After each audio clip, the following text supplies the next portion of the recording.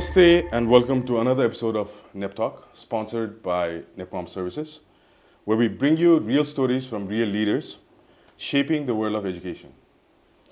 Today's episode is titled Women Who Lead, Redefining Global Education from the South Asia Desk.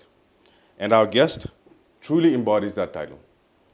She is a leader who believes in turning ideas into impact, one strategy at a time. So with over a decade of experience spanning multiple countries and industries, from working with global giants like DHL and Transport for London, to managing education recruitment for renowned institutions. She has built a career that blends data, diplomacy, and yes, just the right amount of caffeine. So currently serving as the regional manager for South Asia, the Middle East, and Africa at Southern Cross University, she has been instrumental in connecting students from across the region to life-changing educational opportunities in Australia. Her journey has taken her from Kathmandu to the UK, from logistic to higher education, proving that leadership has no boundaries when driven by passion and purpose. So please join me in welcoming an inspiring professional, a global connector, and a proud representative of Nepali talent on the international stage, Ms. Subhi Pradhan. Welcome, Subhi. Thank you for having me. So let's start from the beginning, Subhi. So your professional tagline is turning ideas into impact. So I'm kind of curious, where did this energy and passion to turn ideas into reality first come from? But thank you so much for the question, and thank you so much for the introductory. I'm actually quite flattered. Okay. Okay, so there was not a certain phase of my life where I felt like turning idea into impact was something that I'm actually going to work in. Mm-hmm. But when I actually came back from my master's program from the UK, Right. I joined the DHL, but my main work started when I actually started my own company in Nepal. Okay. So I had no experience, but I actually had my own company. Very brave move, very expensive move as well. It is. That's when I actually started off having a lot of ideas as in how to market that particular company. Right. It was actually an agency, education agency itself. Mm-hmm. That's when I actually started off my education journey. Wow, okay.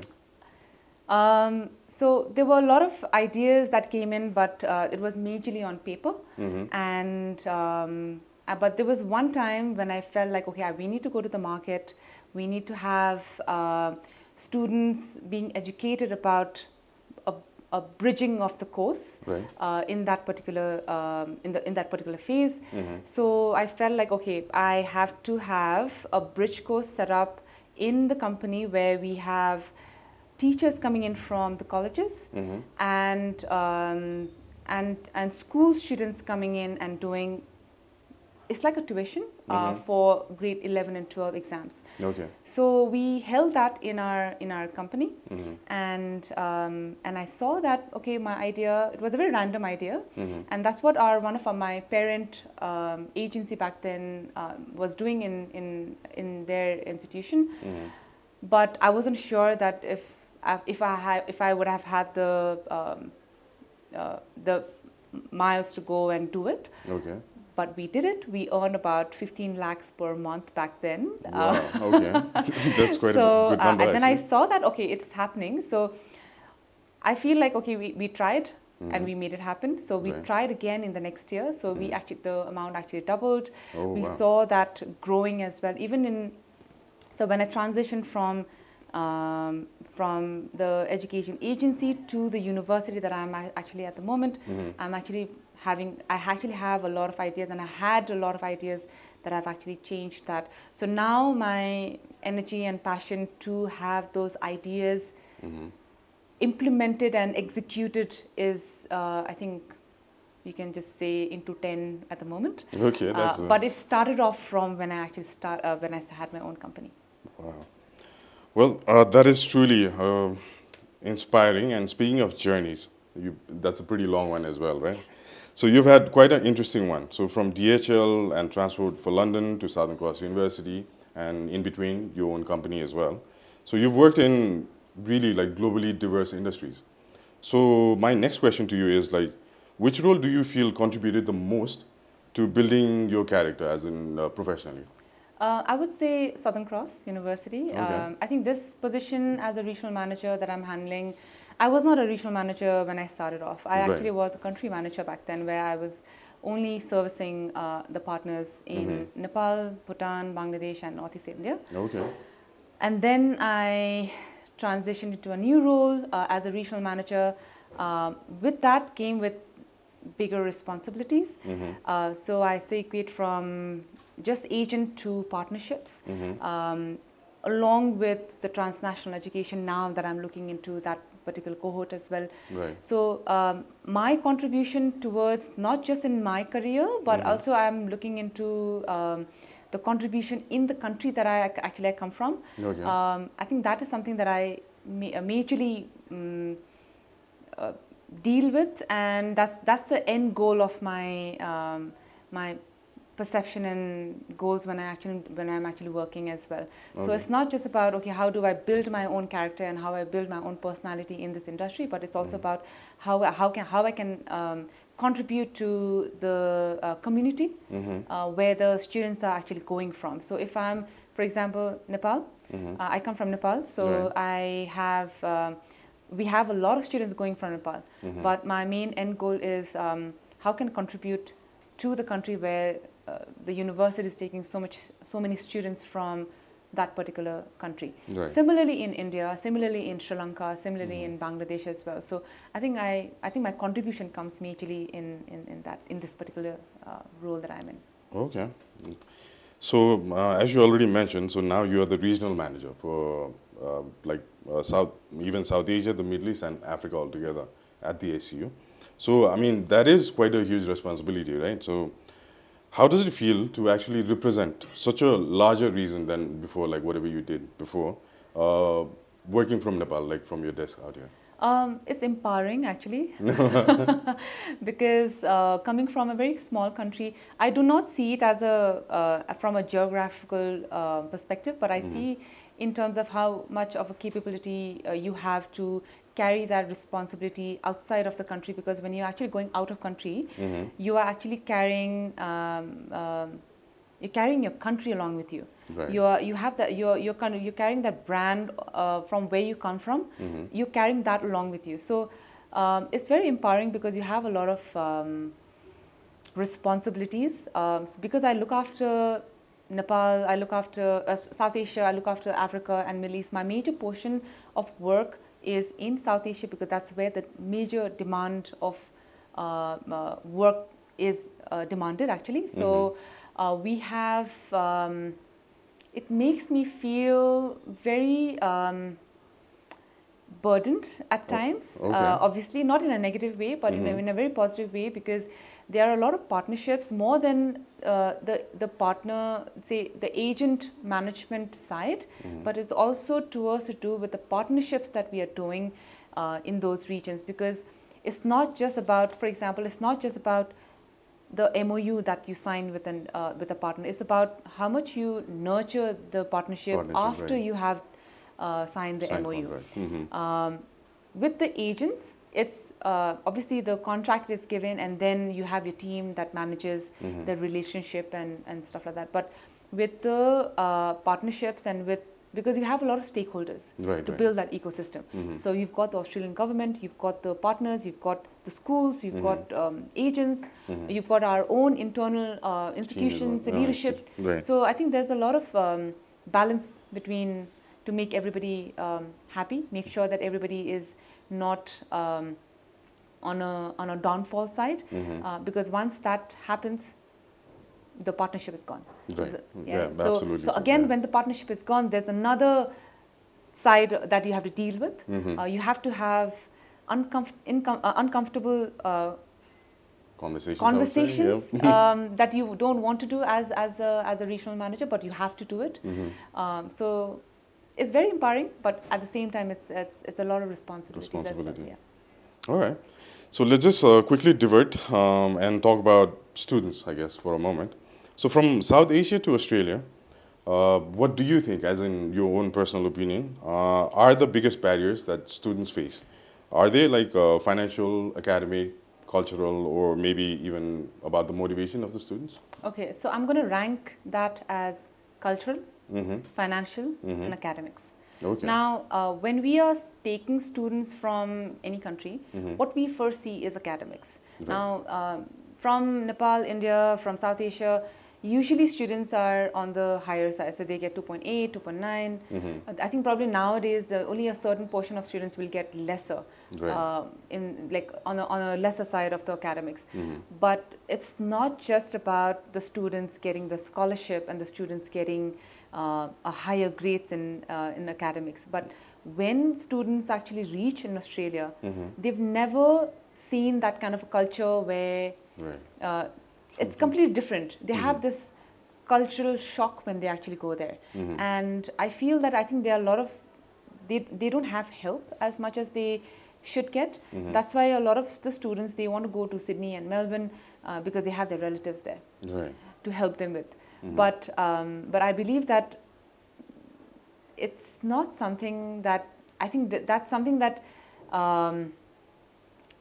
the relatives that are actually staying in Australia, I think they themselves are struggling to a certain extent. Right. But culturally, I feel the students are struggling. They struggle when they actually go to Australia. Second is financials, because Yeah, obvious. I think there's a lot of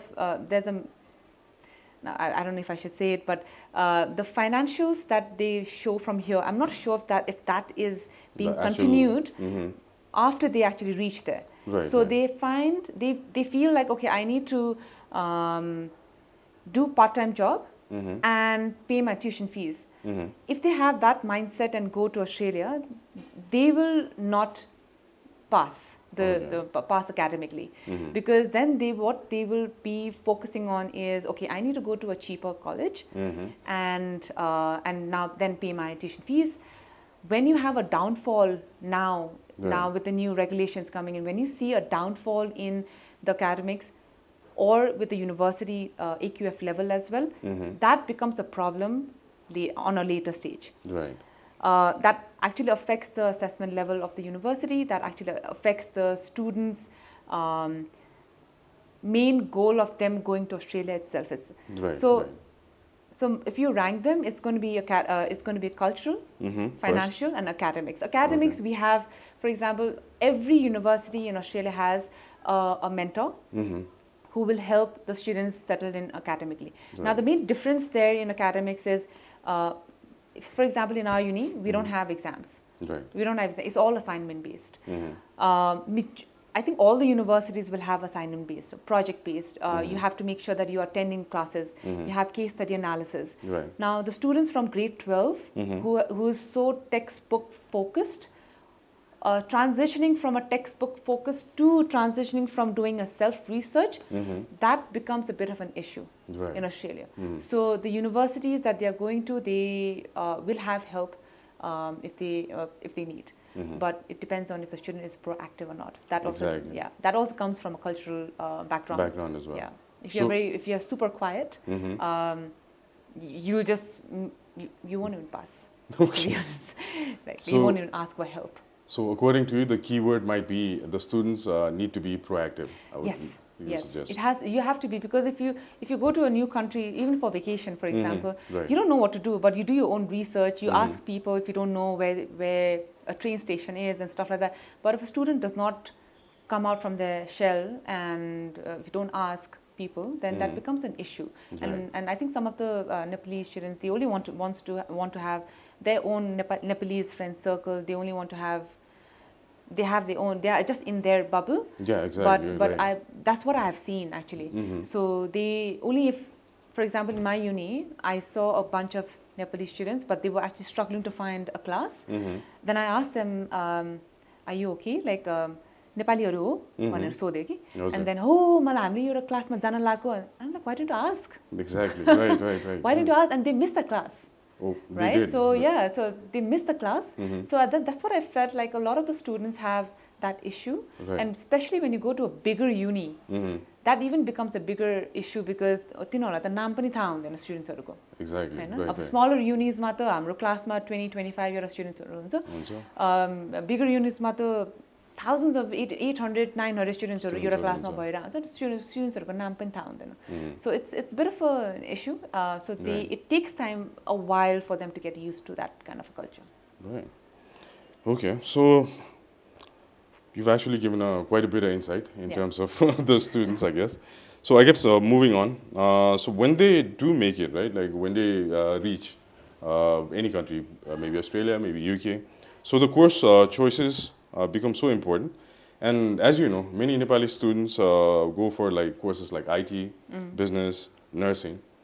So from your observation, from your standpoint and your position in the university as well as the regional manager, not only in terms of Nepal, I would say even Africa, even the Middle East as well.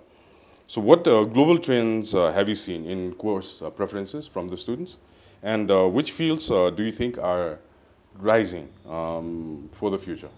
What I have seen is majorly in healthcare sector and education.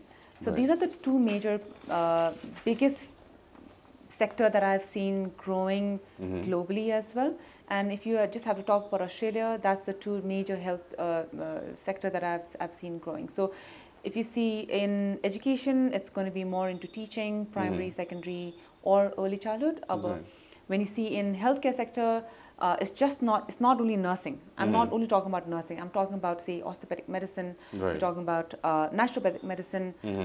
It's the traditional medicine that the students actually go for. I've seen a lot of the students who has done traditional medicinal course in their home country. They can't find the respective course that they want to go in Australia, so they go for public health. Okay.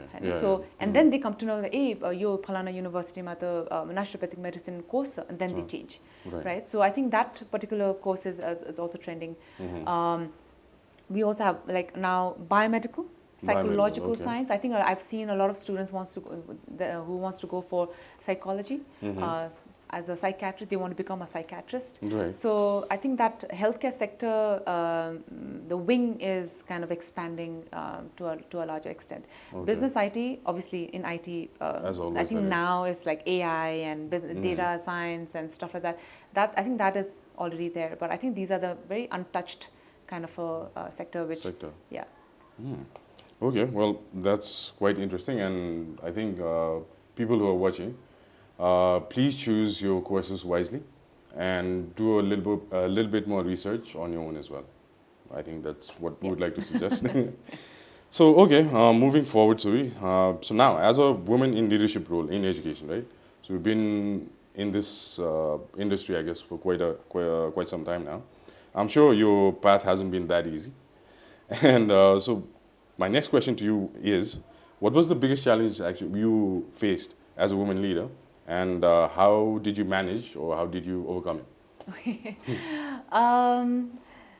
Challenge that I saw was, I think when you are a woman and I wouldn't, because I'm not very old as well. So a young leader, a young woman leader, if you say, I would say that when you are in a room full of men, for example, in a decision making room, it becomes very difficult for a woman to for them to take you seriously. Right. So I think that is something that I've faced in every phase of my my journey, because so that's how I overcame that is through my work. Like through my work. So it's difficult, okay? Nepali, not even Nepali, like just as a woman, being a woman in a decision maker's room, it becomes very difficult because people don't take you seriously, really, because you're a attitude. And then at times, how I had to behave was to be very stern when I react. But that didn't work, because that obviously you are tagged as as an arrogant, egoistic person. But how I kind of foresee that is through your work. because Right. I have seen a lot of women leaders that I follow, personally I follow, and I've never spoken to them as well. Okay. And I have seen their journey from where they started in this industry itself, from where they started till where they are in that position at this point of time. I have seen that I think they don't go out shouting and trying to make a place for themselves in those rooms, Right. but it's more to do with what kind of work you do and how it impacts the community, how it impacts the company that you're working for. I think that is something that I value the most, and I'm following that same path as well. That's quite interesting, I would say. I mean, just focus on your work, people. So that's what you need to get out of this. And of course, your role also comes with plenty of travel and networking, right? So on a lighter note, which city or country has left the most memorable impression on you since you have traveled quite a bit? I would say Bhutan. Bhutan, wow. Okay. So any Yeah. specific reason? Um, I think the people there are so. I think because it's the happiest country In the in the world. world. So I feel that what I've experienced is like I think the place is so clean. The air that you breathe is so Clean as clean. well. The people are so welcoming and Okay. warm, and I think it's very structured as well. As when I actually met a few agents in Bhutan a couple of weeks ago, they had this whole structure of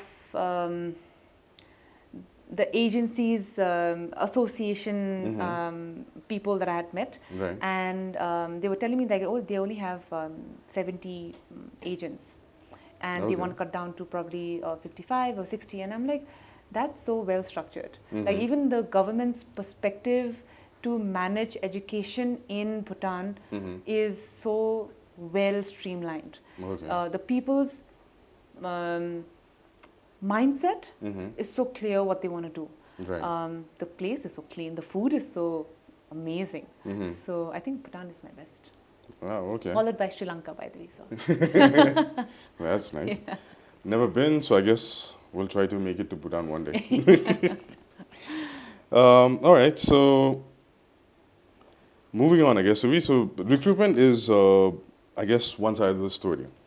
But also, retention is just as important.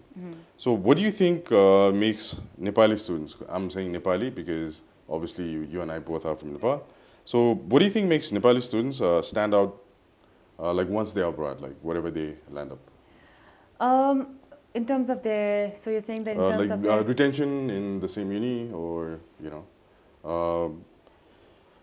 So what I'm trying to say is like the retention in the same university. So why would they continue? So how would they continue in the same university? So okay, so it's, I think, and do they stand out from like comparing it to you know students from other countries like India, Bangladesh?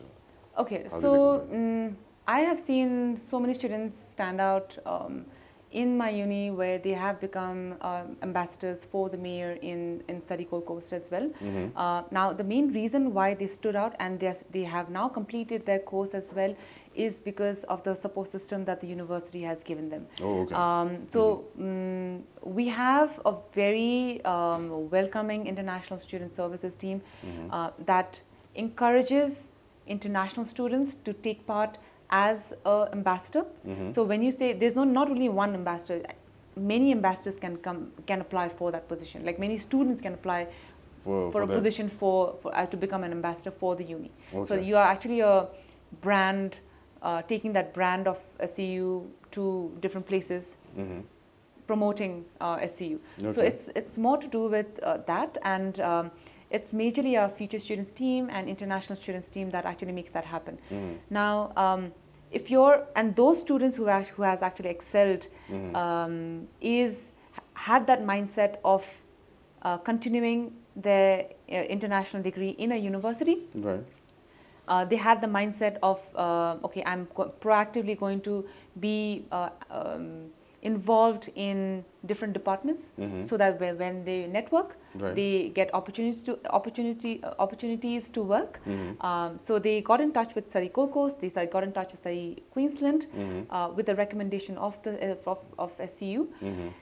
And now, let me count. I think there are around 2 of them who were ambassadors. Currently, as well, there's one. His name is Anup Adhikari. He is now the ambassador for the mayor of Study Gold Coast as well. So he has a lot of opportunities that come his way. That's underway. Before this, we had another Nepalese student who was the ambassador there as well. So now both of them have landed really good jobs in Gold Coast. There are other Nepalese students that we are encouraging them to actually take part as well. Because if your mindset is, okay, I'm going to go to a public uni, 6 months, I'm going to change, that's not going to work. That becomes a retention issue for the uni, and that's not who we encourage. Even if the student wants to come to a uni and say, okay, I want to apply, but my intention is to change after 6 months, that becomes a major issue for the uni specifically. So we don't encourage our partners to send those kind of students to us. We only want to take students who are proactively wanting to explore a regional university, because when you are actually in a regional university, it's not specifically for Southern Cross University. It's going to be you'll get a boutique university feeling, where international student services team, the global team, the future students team, they all will be helping students to grow. But that becomes a problem if you don't have that mindset. Okay. Got it, I would say. And all right, so on a lighter note, finally, we're coming to the end of our talk, I guess. So I've heard your daily work is a mix of strategy, diplomacy, and also caffeine as well. Yes. So tell the viewers honestly, how many cups of coffee do you take every day to keep this all running? I take only 1 cup of coffee in a day. Okay. Half in the morning and half in the afternoon if I have to. Otherwise, I don't take coffees, because coffees after 2 o'clock for me is a no-no. Okay. I have sleep issues if I have coffee after 2 o'clock. So I have only probably one in a day. One. Yeah. Okay.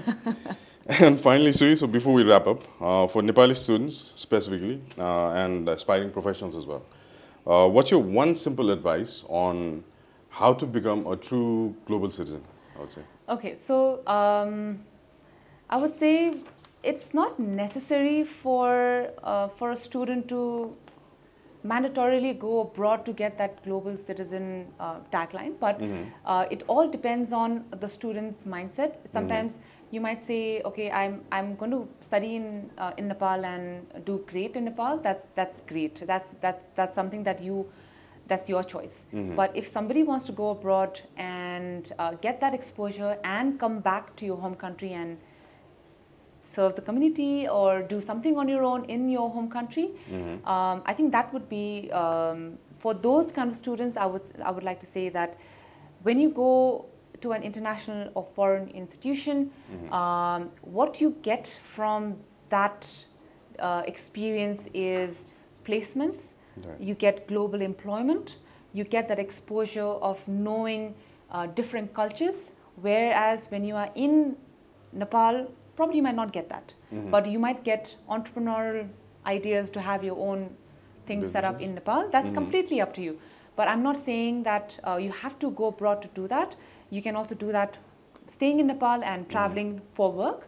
But if you have to specifically focus on the for the students who wants to actually go abroad and get that exposure, I would like to say that I think that's something that we would encourage students if they want to go abroad and do that, because you get a lot of different exposures when you're actually abroad. So coming from placements, coming from culture, coming from managing your part-time and your studies, which you can't do that here. Or I think that's something that we need to learn: time management, your diplomacy. You'll know how to strategize. You'll know how to do a lot of stuff when you actually learn the hard way, but you learn it. Exactly. Right? So, and then it becomes very easy for you to deal with people from abroad. Like it'll be very easy for you to have international business deals and stuff like that. So it's a very long advice, but I think I would not want to pin it to going abroad only, but Right. people who want to study in Nepal as well, it's completely up to them. Yeah. Okay, so as you heard from Miss Subhi Pradhan, please follow your heart, I guess, and then whether you are staying in Nepal, whether you're going abroad, just be proactive, primarily. And well, that brings us to the end of this incredible episode of NEPTALK, powered by Nepcom Services. So Subhi, thank you so much for joining us today. Thank you. And sharing not just your journey, but your energy, wisdom, and most importantly, your perspective on what it means to lead, inspire, and empower from a South Asia desk, I would say. Right? So from strategy to student impact, from breaking barriers to building bridges, you truly embody what this episode is all about, which is Women Who Lead, redefining global education from the South Asia desk. So to all our viewers, if there's one thing to take away from today's episode, it's this. So the world is not as far as it seems. So with the right mindset and support, you too can become a true global citizen. So stay tuned for our next episode, where we'll be joined by another dynamic leader from the world of international education. Until then, keep dreaming, work hard, and believe in the power of education. So your episode यही सम्म. धन्यवाद. Thank you so much for watching, and we'll see you in the next one. Good day.